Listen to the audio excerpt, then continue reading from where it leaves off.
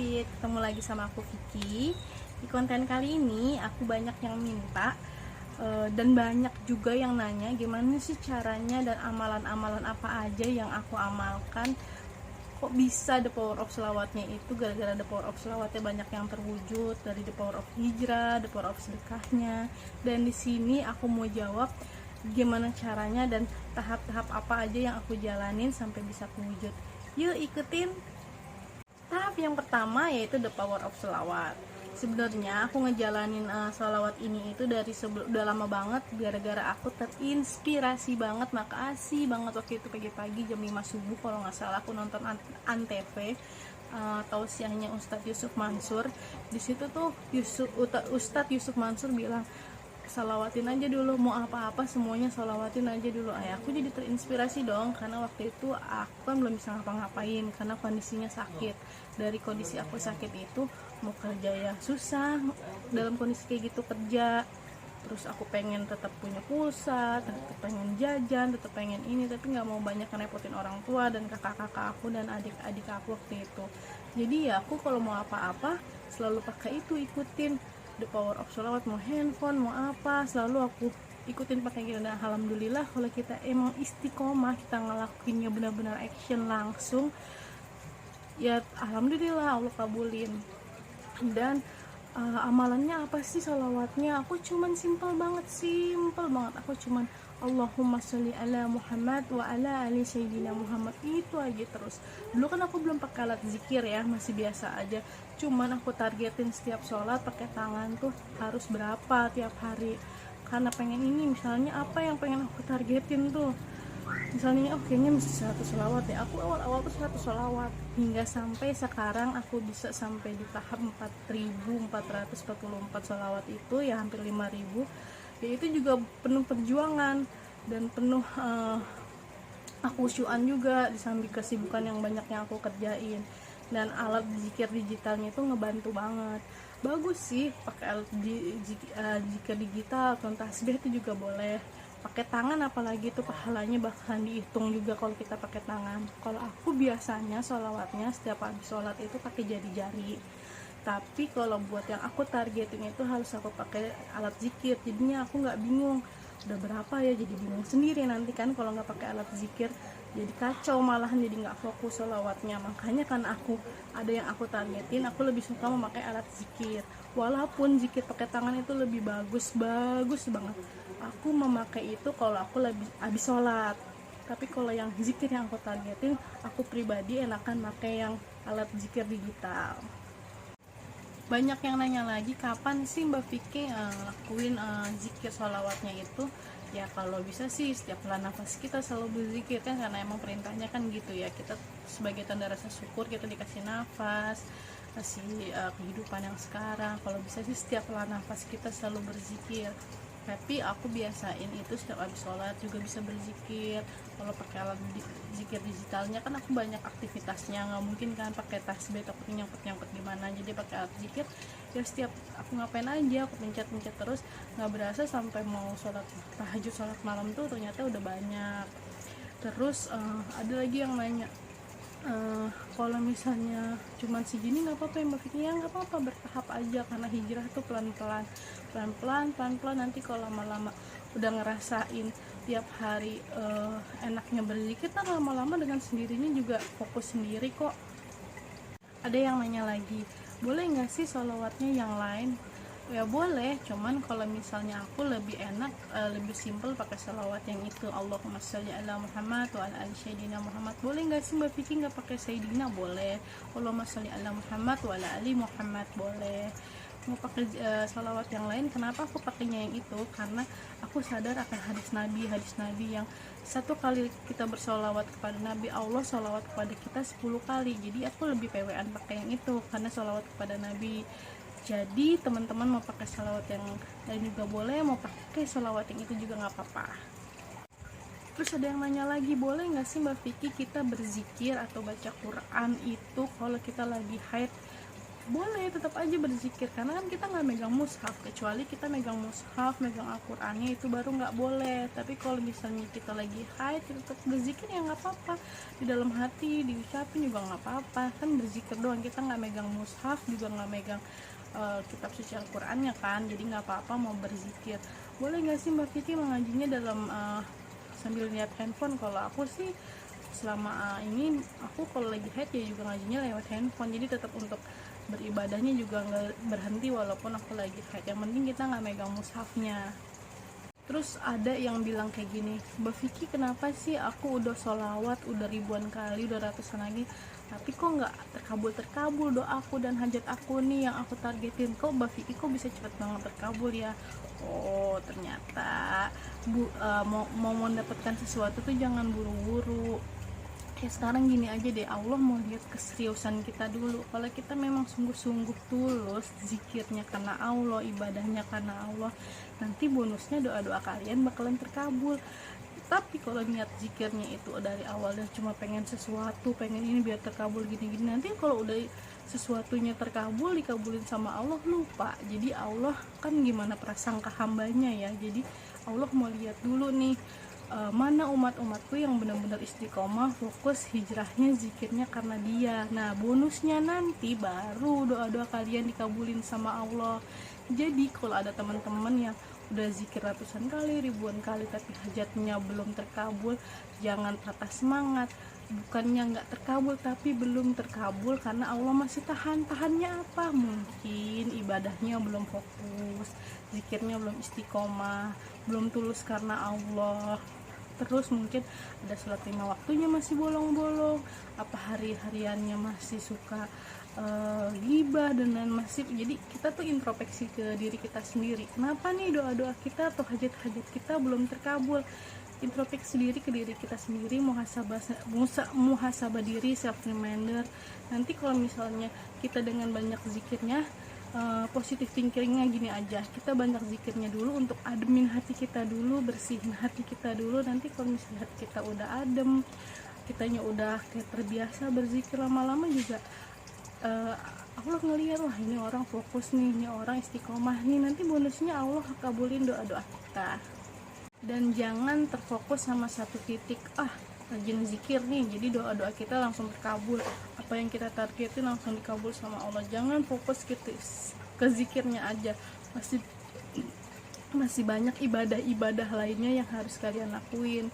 Jadi aku tuh notabene cuma bukan berzikir aja, kayak kalian harus rajin sholat malamnya, duhanya. Kayak aku ya, contoh rutinitas aku tiap hari itu aku sampai pasang alarm di handphone. Karena apa? Karena aku tuh sadar banget aku tuh lalai banyak aktivitasnya, apalagi kalau lagi banyak pesanan kue, ajan nih, dengung ajan gitu, suara ajan kadang masih suka dulu tanggung, masih yang kayak gitu. Lama-lama aku mikir kenapa nih doa-doa gue tuh kok masih tertahan, belum terkabul sama Allah ya. Aku sadarnya gitu, oh ternyata gue masih entar-entarin panggilan Allah nih. Jadi makanya aku dari situ biar nggak lalai, aku langsung tuh pasang alarm di handphone. Dari bangun pagi, dari aku sholat malam pasang alarm buat tahajud, terus aku pasang alarm buat sholat duha, terus aku pasang lagi alarm buat sholat 5 waktunya lagi. Terus hari ini udah ngelakuin perbuatan baik apa tuh sampai aku alarmin biar aku inget hari ini, oh belum ngelakuin perbuatan baiknya apa nih. Terus sedekah paginya udah belum, aku sampai alarm semuanya. Jadi apa yang aku lakuin itu bukan hanya dengan rajin berzikir aja, juga kalian juga coba dengan lakuin ibadah-ibadah lainnya yang bisa ngebantu doa-doa kalian bisa cepat terkabul. Aku mulai dari aku bangun pagi ya, aku ceritain rutinitas aku, daily activity aku. Kalau misalnya aku tiap hari kayak gimana di rumah selagi aku nggak haid ya, selagi aku nggak haid itu aku misalnya, kita mulai dari bangun sholat subuh itu bangun, terus jangan lupa tuh baca doanya, baca doa bangun tidur, terus kita sholat subuh. Nanti pasang alarm lagi tuh waktu sholat duha jam 10. Nanti sebelum pas sholat duha itu ingat bacanya Al-Fatihah, kirimin untuk diri sendiri, Al-Ikhlas, Al-Falaq, Anas, ayat kursi, terus baca Al-Waqiahnya jangan lupa. Nah kalau hari Jumat ditambah sama Al-Kafi.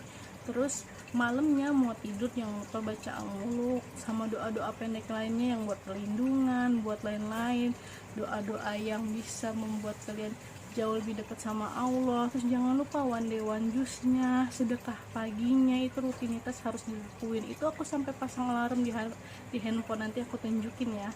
Supaya apa? Supaya aku nggak lalai dan aku selalu ingat.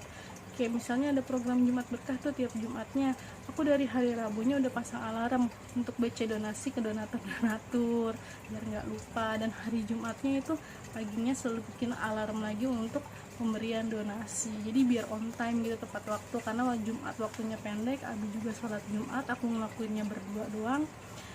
Jadi ya gitu deh, yang menunjang doa-doa yang terkabul itu bukan hanya dengan zikir tok juga, tapi ibadah-ibadah kalian juga diperbaiki, hijrah jauh lebih baik, berpikiran positif, semuanya pokoknya hijrah deh, hijrah ke arah yang jauh lebih baik dari segi ibadah, dari segi sosialisasi berkehidupan sehari-hari, sifat, semuanya harus hijrah ke arah lebih baik. Itu faktor-faktor yang menunjang doa-doa kalian juga bakal terkabul.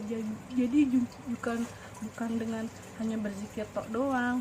Dan aku mau ngejelasin di sini juga, nggak melulu Allah balas dengan rizki, dengan kita rajin bersolawat gitu, nggak melulu Allah dengan balas kita dengan nggak melulu dengan rizki, tapi dengan hati yang tenang, dengan kita sering berzikir.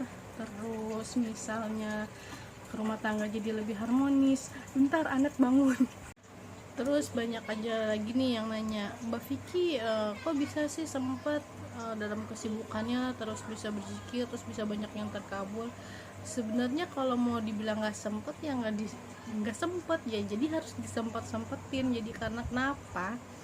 Aku mikirnya Allah tuh udah banyak kasih nikmat ke aku, banyak banget, masa udah tinggal kayak gitu aja aku tuh lalai. Makanya sekarang tuh karena Allah udah banyak kasih nikmat ke aku, dari aku dikasih sembuh total, tadinya divonis cacat seumur hidup, aku dikasih suami yang masya Allah solehnya, aku sekarang dikasih anak tuh, ya Allah nikmat mana lagi yang aku dustakan. Makanya aku tuh mau aku dibilang sibuk ya sibuk, banyak banget aktivitasnya, apalagi sekarang udah punya anak, dagang juga, jadi ya disempet-sempetin. Makanya aku lebih suka PWN pakai alat zikir digital tuh kayak gitu.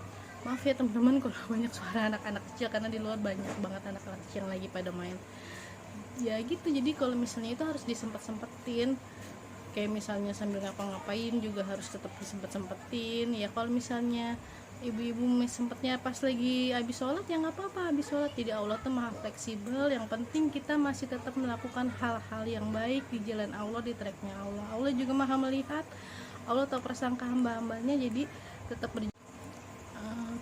terus banyak yang bilang gini, Mbak Vicky gimana sih caranya biar bisa istiqomah? Yaitu caranya biar bisa istiqomah, aku karena tahu sendiri kan akunya lalai, jadi aku benar-benar masang alarm di handphone aku buat hal sekecil apapun, dari alarm sholat subuh. Terus nanti kalau misalnya enggak, biar suka ngantuk apa gimana lagi, pasang lagi alarm sholat duha. Biasanya kan jam-jam segitu tuh jam-jam ngantuk kan, karena habis malamnya itu kita habis sepertiga malam kan, jadi mau nggak mau itu kalau misalnya lagi nggak ada pesanan ya, tapi kalau lagi ada pesanan mau melek terus. Maksudnya kadang suka ada ngantuk kan jam-jam segitu, jam-jam rawan itu, suruh pasang alarm buat sholat duha. Terus pasang lagi alarmnya, udah hari ini berbuat baiknya apa, sedekah paginya mau jam berapa, apa mau sedekah subuhnya tuh pasang alarm. Terus misalnya sholat lima waktunya lain kan udah ada di aplikasi handphone yang azannya itu ya udah bunyi sendiri. Kayak misalnya pasang alarm buat sholat tahajud, sholat bareng-barengin dengan doa-doa yang baik-baik. Jadi banyak banget deh hal-hal yang begitunya aja, sekecil apapun aku pasang alarm. Biar misalnya tadinya jadi nggak biasa karena pasang alarm jadi terbiasa, sekarang malah jadinya sebelum alarm bunyi aku juga udah ingat. Jadi kan ada manfaatnya kan, alarm dari handphone itu penting banget bantu aku untuk istiqomah. Ya aku ngerasain manfaatnya itu dari aku pasang alarm di handphone untuk bisa ngingetin hal-hal yang hari ini terlewatkan atau enggak. Nanti dengan sendirinya kalau kita lagi haid nih, misalnya kita nggak bisa ngelakuin gitu, jadi kayak ada yang perasaan gue kurang apa ya, padahal memang nggak boleh lagi ngelakuin itu kan, cuma karena sudah terbiasa melakukan hal-hal baik itu, jadi udah terbawa aja. Tapi nggak menutup kemungkinan kita gara-gara kita head untuk nggak beribadah tetap bisa buat berzikir, kita bisa tetap baca-baca surat-surat selain nggak megang mushaf ya, nggak megang Al-Quran. Jadi nggak ada kebaikan yang bisa dilakukan walaupun kita lagi haid, masih bisa kita lakukan sesuai yang di koridornya Allah. Jadi misalnya teman-teman nih ya lagi mencoba fokus atau istiqomah, banyak gangguannya, godaannya, teman-teman juga bisa melaluinya, itu masya Allah tabarakallah sih. Pasti nanti di saat kita hijrah itu yang nggak mudah, ada aja gangguannya. Kayak misalnya ya tadi aku bilang, kita lagi fokus nih mau sholawat, tapi misalnya ada kesibukannya apa, pesanan aku banyak apa gimana, tinggal kitanya aja mau manage diri kita sendiri gimana nih kita mau tetap bener-bener fokus ngelakuin jadwal yang kita udah atur itu, untuk tetap istiqomah ngelakuin hal-halnya apa enggak. Jadi tergantung diri kita sendiri sih. Jadi pasang alarm tuh mulai dari sekarang, kayak buat sholat malamnya, sholat duhanya, terus sama one day one juice-nya tuh jangan lupa baca Al-Qur'annya harus, walaupun sering baca surat-surat pendek yang sering aku share itu juga jangan lupa. Kalau aku biasanya sempetin setelah habis sholat maghrib tuh one day one juice-nya, semuanya tuh kayak sedekahnya dimasukin jadwal, sedekah hariannya maunya sedekah pagi apa sedekah subuh sama aja sih. Nah nanti di hari Jumatnya bikin juga jadwal buat sedekah hari Jumat, buat ingetin diri kita aja self reminder. Jadinya lama-lama nanti terbiasa, gara-gara alarm itu nanti alarmnya belum bunyi kita udah inget duluan. Ya itu sih yang tipsnya aku buat aku menjadi istiqomah dan masih belajar untuk tetap terus untuk istiqomah, masih belajar sampai detik ini. Jadi kalau misalnya aku dibilang suatu ya apa gimana ya, karena aku masih banyak belajar. Aku minta maaf kalau di sini ada salah-salah kata atau penjelasan yang kurang baik, aku minta maaf sebelumnya. Dan mudah-mudahan ini sih juga bisa jadi manfaat yang bagi yang menonton, jadi tuntunan, dan aku juga bisa mendapatkan keberkahan juga, amal jariah dari teman-teman juga. Ada yang bahas gini lagi, nanya, Mbak Vicky kenapa sih kok kalau doa tuh kayak maksa gitu? Bukan maksa, tapi aku kalau doa tuh lebih kayak spesifikasi aja. Spesifikasi tuh kayak misalnya kayak waktu itu aku minta oven, aku pengennya gini ya, ternyata bener Allah kabulin apa yang aku pengen, makan lebih dari apa yang aku pengenin. Jadi bukannya maksa. Kalau maksa kan kita doanya yang nggak baik-baik. Selama kita doanya spesifikasinya hal-hal yang baik, ya menurut aku sih nggak apa-apa. Bukannya maksa, tapi kayak ya itu yang emang aku pengenin, dan ucapan kan adalah doa ya, mudah-mudahan jadi terkabul. Dan alhamdulillah aku menikmatinya itu, dan benar-benar Allah jawab dari apa yang aku minta, dan sukanya kayak gitu. Dan alhamdulillah sih, mudah-mudahan bisa kayak gitu terus, amin. Bantu doa ya teman-teman. Dan buat teman-teman yang lagi mencoba, mudah-mudahan Allah istiqomahkan dan banyak doa-doa yang lagi yang terkabul, amin ya robbal alamin. Menyusuin juga. Jadi tadi lanjut sampai Allah nggak melulu bales kita zikir itu selalu dengan rizki lagi atau dengan hal-hal yang kita mau, tapi kayak misalnya Allah selesain masalah kita satu-satu, terus rumah tangga kita jadi adem ayem, terus anak kita jadi lebih pinter, apa semuanya yang hal-hal yang baik yang Allah bakalan kasih berkahnya lewat kita sering rajin zikir, rajin sholawat, kita lebih hijrah ke arah yang lebih baik. Jadi nggak melulu Allah balas dengan rizki, misalnya dengan hutang kalian selesai satu-satu, dengan rajin bersedekah juga digetolin, banyak deh hal yang lainnya. Jadi nggak melulu Allah balas dengan rizki, dengan hal-hal yang baik lainnya bisa Allah balas. Kalau kalian istiqomah, kalau kalian mau terus berjuang untuk menjadi pribadi yang jauh lebih baik di mata Allah, dan mau mengejar apa yang nanti buat di akhirat, pasti kalau kita benerin akhirat kita, dunia kita tuh pun mengikuti. Jadi teman-teman buat yang lagi mencoba, mudah-mudahan Allah istiqomahkan hijrahnya, zikirnya. Dan belum, teman-teman yang belum mencoba nih, ayo rasakan sendiri nikmatnya dari the power of sholawat.